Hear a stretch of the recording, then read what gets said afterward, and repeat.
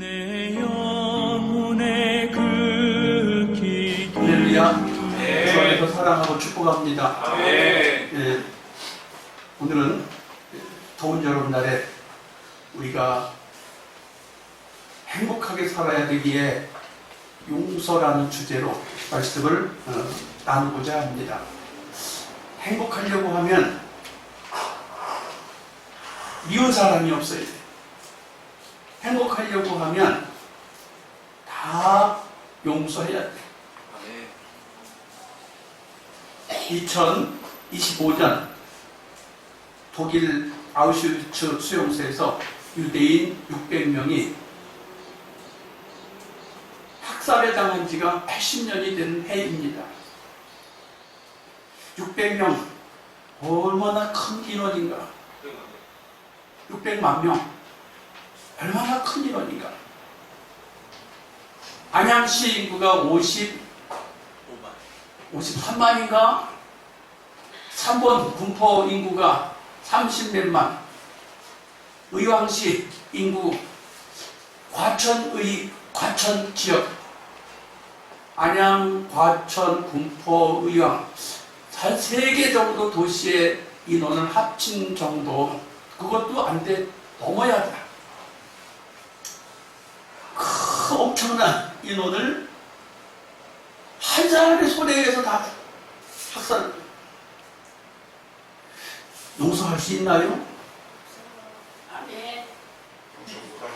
용서가 되나요? 근데 이게 현실이에요. 이게 현실이라. 제가 미국에 가서 직접 확인을 했는데,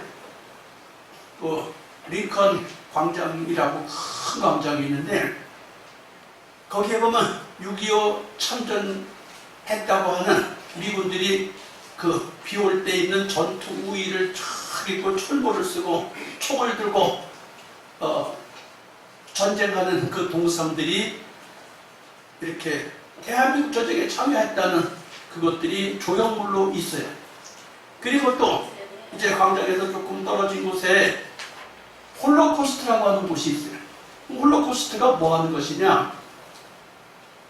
아우슈비츠 수용소에서 600만 명의 사람이 죽은 것에 대한 그 모형 또는 그 남아있는 잔존한 것들, 어떤 것은 이제 만들어서 그것을 큰 건물을 지어서 거기에다가 딱 전시를 해놨어요. 자, 이것을 수많은 사람들이, 전 세계 사람들이 거기에 돈을 내고 입장을 해서 관람을 해요.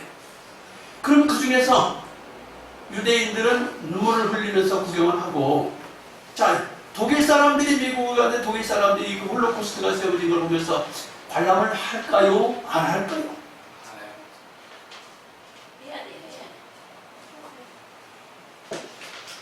그런데 관람을 하든 안 하든 그건 사실이야. 근데 왜 그렇게 엄청난 것을 사람들한테 보라고 전시를 해놓고 그걸 아예 큰 박물관처럼 기념관처럼 해놨을까? 실물을 보고 용서하라는 거예요. 실물을 보고 더 분개하라는 게 아니고 실물을 추억하고 용서하라는 거예요.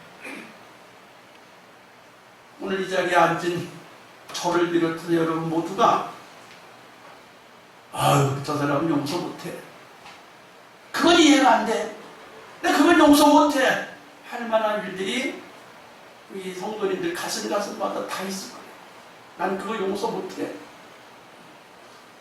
그 많은 600만 명의 사람들이 학살당한 것은 한치것도 두치고 옛날 이야기고 80년 전 이야기라면, 그럼 대한민국에서 2025년 현재 이 시간에 살고 있는 저와 여러분은 또한 개인적으로 용서하지 못할 만한 그 힘든 것들이 있습니다. 그런데 내가 앞으로 전진하려고 하면,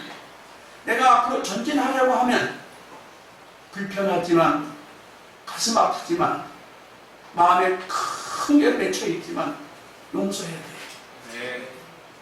용서하라고 여러분과 함께 이 시간에 주님 말씀으로 함께 생각해 보고자 합니다. 첫째, 누가복음 23장 34절에 보면 예수님께서 십자가에 못 박혀 죽으시기 바로 직전에 이런 말씀을 하셨어요. 이에 예수께서 가로사대 아버지여 저희를 사하여 주옵소서 자기의 하는 것을 알지 못함이니이다 하시더라. 저희가 그 옷을 나눠 제비 뽑을세. 네. 주님처럼 우리도 그 아픈 현실을 이해하지만 용서해야 된다는 거예요. 이해하지만 용서해야 된다는 거예요. 그 사람이 그러한 죄를 질 수밖에 없었던 것을 내가 홀로코스트라고 하는 것을 보면서 이해해야 된다 그 말이에요. 이스라엘 사람들, 유대인들은 아마 거기를 역사의 박물관처럼 100% 가서 관람을 하고 또 관람을 하고 또 관람을 하고 아마 그랬을 것 같아. 우리 대한민국에 6.25 전쟁이 있잖아요.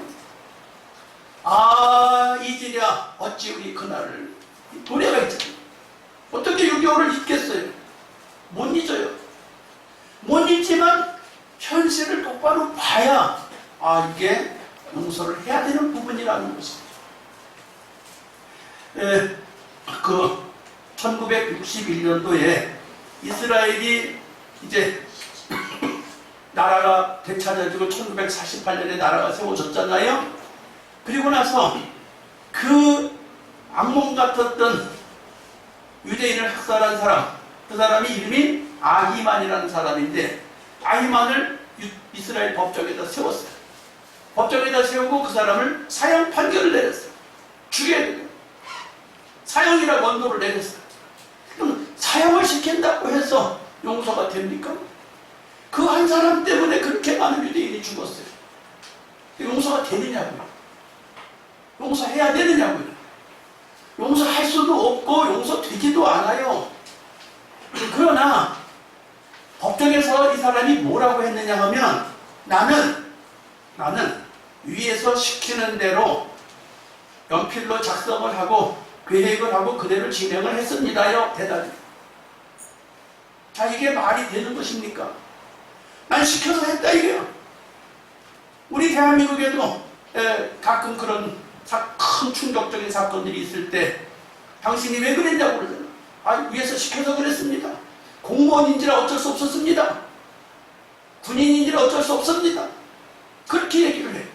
어쩔 수 없었다 이거야. 그럼 뭐 내가 해야 할 일이니까 했다는 거예요. 직책상 했다는 거예요. 그러면 이해가 되든 이해가 안 되든 그건 사실이다. 그럼 우리는 어떻게 되냐? 불편하지만 용서해야 합니다. 아멘을 쬐끄맣게 어떤 사람이 했는데 사실은 아멘이 잘 안 나와질 거예요. 제가 목회하면서 집을 팔아도 교회를 세운 사람이 그 집이 교회가 됐는데 그 교회가 강제 경매를 당했어요.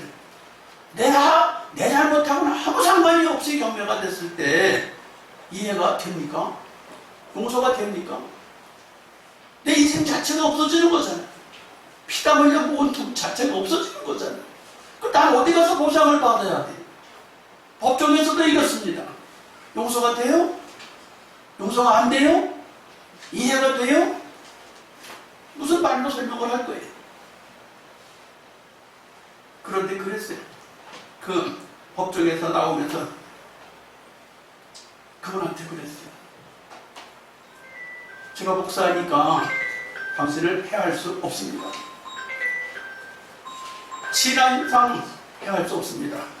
그러나 사실은 내 마음은 또 한편에는 소리 안 나는 총이 있으면 쏴서 당신 죽이겠습니다.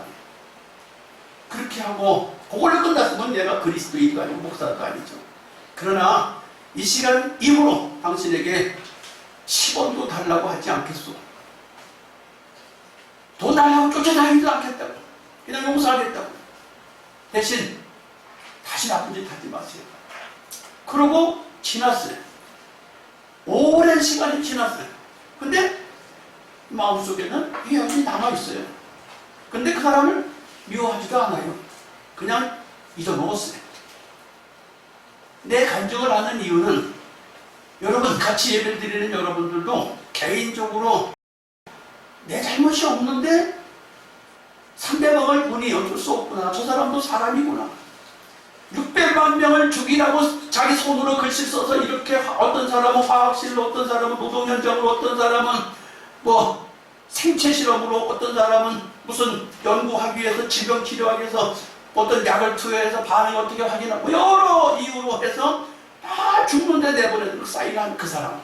그 사람도 재판법정에서 사람이다. 이 사람. 사람이라 어쩔 수 없다. 이 시간에 여러분 다 같이 한번 눈 좀 감으시고, 나만 쳐다보지 말고 눈 좀 감으시고 자기가 자기에게 말하세요. 내가 그 사건을, 내가 그 사람을 용서합니다. 내가 그 사람을, 내가 그 사건을, 그 사실을 용서합니다. 라고 마음속으로 여러분 말하세요. 말하시라고. 그렇게 큰 상처, 그 아픔이 없었더라면 얼마나 좋겠어요. 근데 사람은 살면서 그런 일들이 있을 수밖에 없는 게 인생이에요. 이제 눈 뜨시기 바랍니다. 두 번째, 용서는 무조건 하는 거래요. 하나님처럼 무조건 하는 거예요. 하나님 우리 인생을 어떻게 용서하셨어요? 하나님 우리 인생을 어떻게 용서하셨나요? 에덴 동산에서부터 노아 홍수 이후에 또 아브라함 이후로 시대마다 사람들은 항상 하나님 보시기에 마음이 들지 않도록 수많은 허물과 죄를 짓고 하나님을 등지고 살아왔어요. 근데 요한복음 3장 16절에 우리 너무 잘 알잖아요.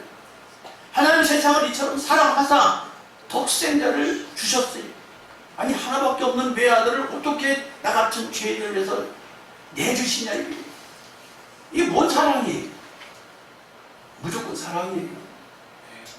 계산된 사랑도 아니고 훈련을 철저히 받아갖고 연습된 사랑도 아니고 그냥 사랑하시고 사랑하시기 때문에 내 아들 하나밖에 없는 아들을 준 거예요. 어저께 여름 성경학교를 하는데 참 재미있는 일이 있어서 생각했던 것보다 어른들도 더우시고 아이들도 더우고 그래서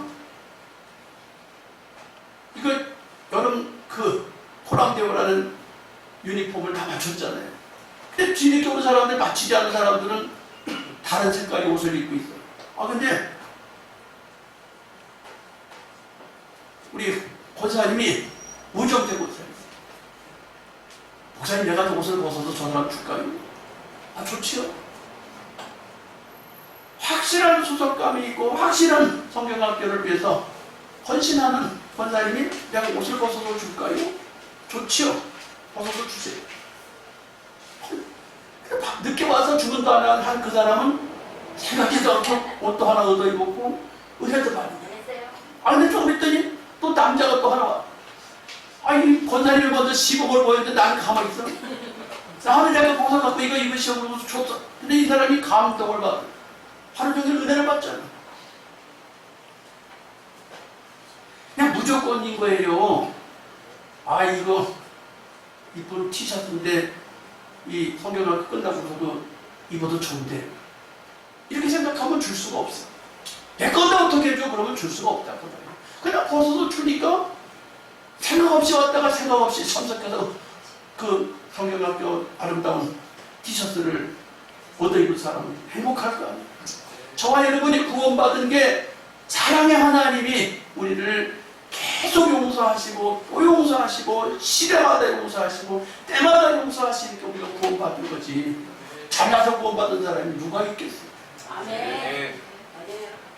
무조건 용서하신 거예요.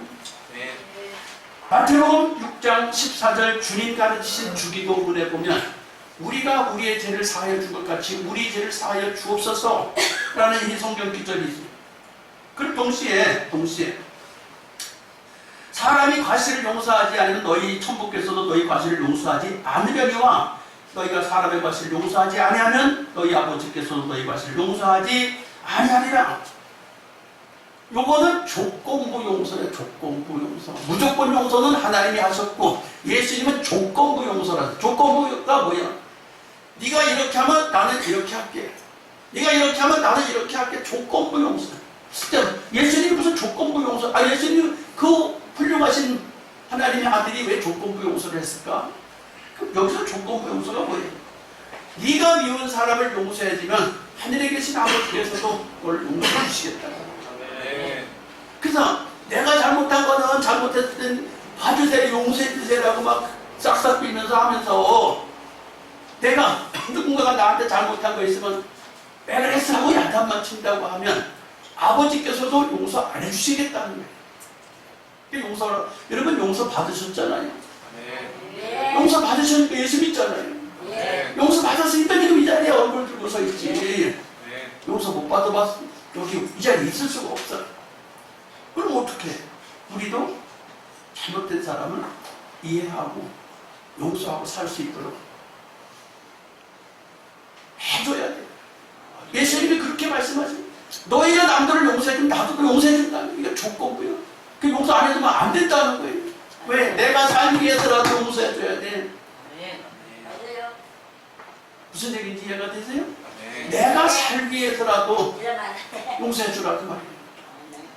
내 챙길 건 다 챙기고 나는 너 못 봐줘 이러지 말라 그 말이에요. 할렐루야. 또 고린도전서 13장 5절에 사도 바울은 13장이 사랑장이 사랑한다면 우리는 어떻게 해야 되는가?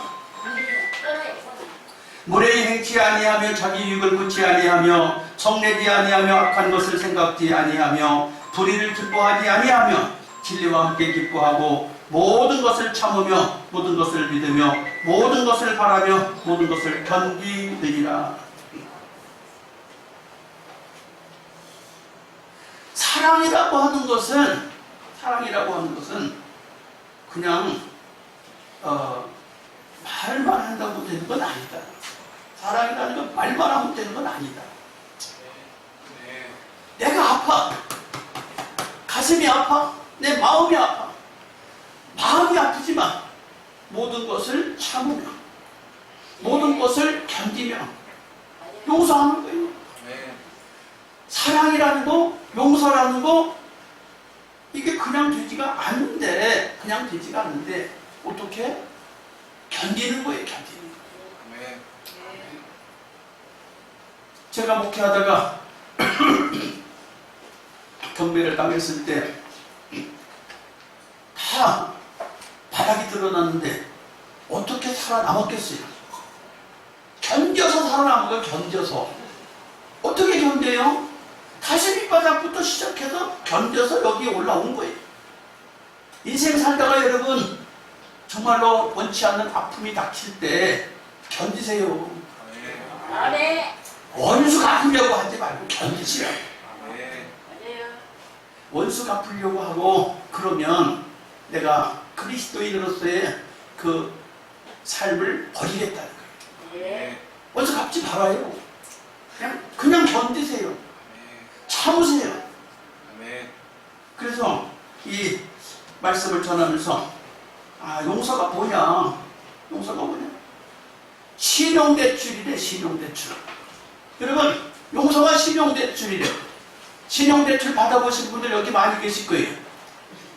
신용대출 담보 잡지 않고 내가 너만 믿고 그냥 대출해주겠다 그 말이에요. 여러분 신용이 크게 인정받길 축복합니다. 어저께 어떤 36년 만에 만난 권사님을 36년 만에 우리 집에 찾아와서 어저께. 근데 이 권사님이 얼마나 은행권 거래를 잘하는지 은행한테 나 3억이 필요해요. 나 5억이 필요해요. 좀 빌려줄 수 있어요? 오셔야죠.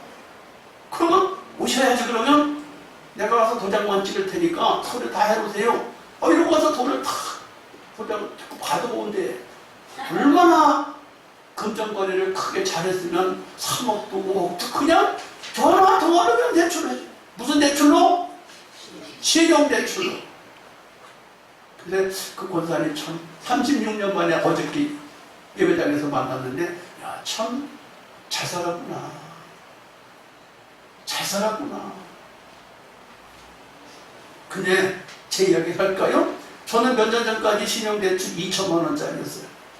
근데 작년에 갱신하는데 1,500으로 깎아도 또 500 깎더라고요.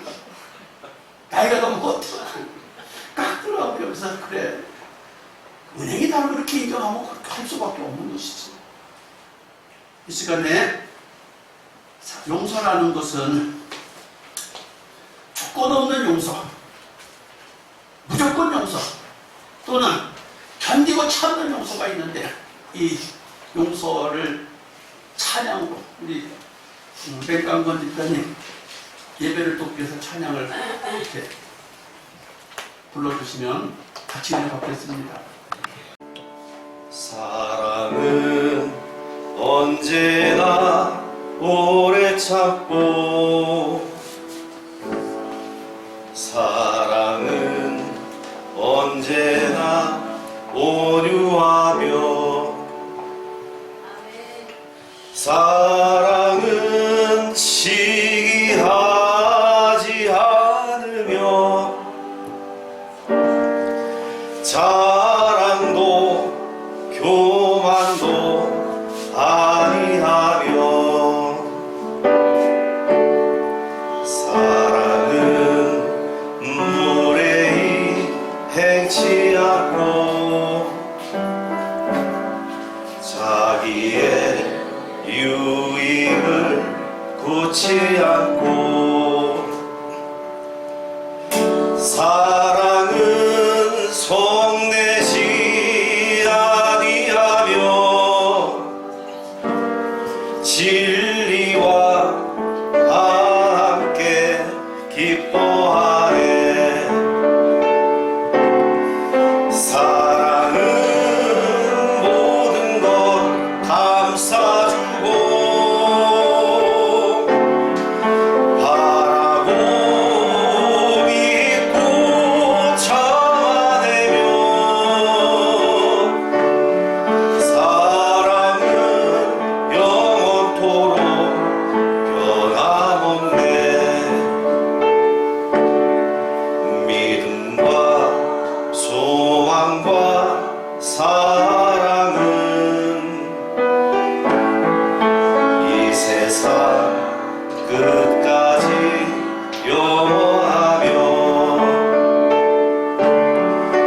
믿음과 소망과 사랑 중에 그 중에 제일은 사랑이라. 그 중에 제일은 사랑이라.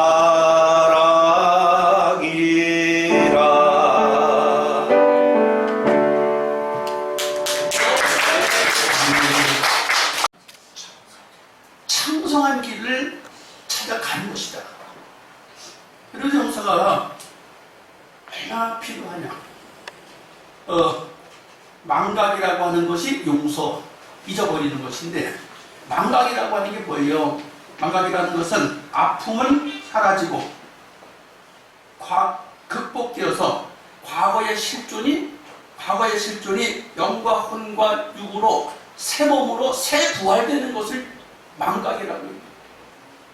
그냥 그것을 꽉 응어리 져가지고 홀로코스트를 보면서 계속 붕괴하라는 게 아니라, 그 600만 명의 살인자들을 저지른 그 독일 사람들을 추억하고, 또 아이만이라는 사람을 추억해서 분노를 끝없이 품으라는 게 아니고, 그것을 기억하고, 그러면서 아프지만 회복하라는 거예요. 회복하라. 그래서 자유로워지라는 거예요. 자유로워져야 뭔가 일이 되고 뭔가 다시 회복할 수 있지. 사람이 자유로워지지 않으면 아무것도 할 수 없어요. 그래서 이 망각이라는 것은 저항력이다, 회복력이다, 또 긍정적으로 보면 불행의 치유력이다, 이런 표현을 한다고 그래요. 이게 무슨 소리냐면 회복력, 쉽게 말하면 고무줄을 잡아다니면 쭉 들어가. 놓으면 원위치가 돼. 이게 회복력이 이거예요.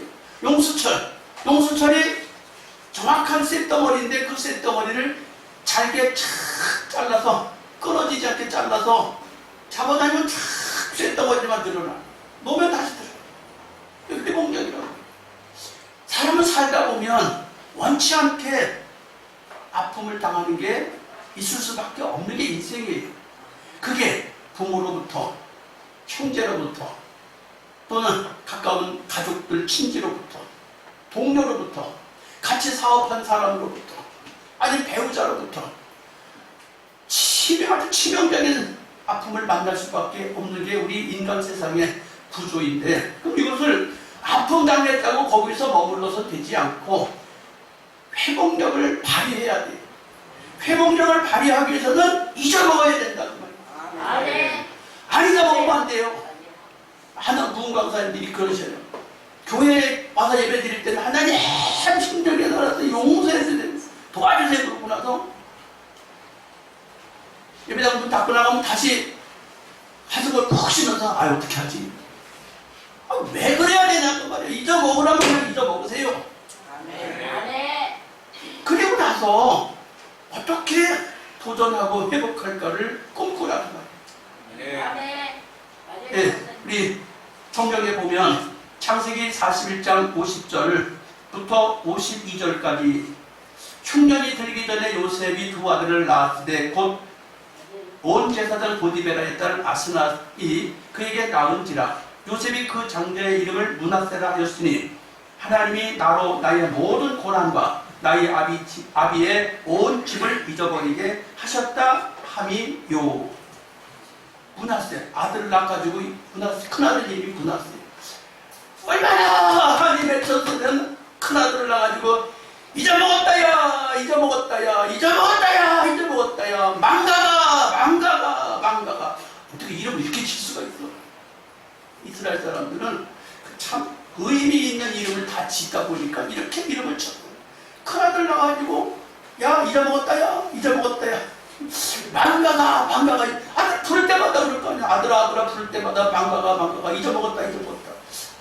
얼마나 아버지 집에서 형들에게서 팔려와서 고난받고 종되고 감옥에 갇히고 지긋지긋한 세월을 보낸 것이 아들을 낳아서 하나님께서 이름을 부르면서 망가가 여러분 같으면 이름 그렇게 짓겠어요? 여기 성경은 그렇게 말하고 이름 줬대요. 한두 번 들어본 얘기도 아니잖아요. 요셉의 아들이 므낫세 의미가 그거 잊어먹었다. 그 아픔 잊어먹었다. 그럼 아픔을 잊어먹은 걸로 끝나면 또 되나? 이게 아니라 용서라는 것은 아픔을 잊어먹은 것만 되는 게 아니라 둘째 아들을 낳았어요. 둘째 아들을 자 오늘 여러분에게 축복을 주시려고 창세기 41장 52절 주보에 빼놨어. 제일 먼저 누가 손 들고 읽으세요. 창세기 41장 52절을 큰 소리로 제일 먼저 찾는 분 읽어주세요. 사자의 이름을 에브라임이라 하였으니 하나님이 나로 나의 수고한 땅에서 상성하게 하셨다 함이었더라. 아멘. 네. 네. 그 복이 있길 축복합니다. 네. 이거 읽으신 분에게. 아멘.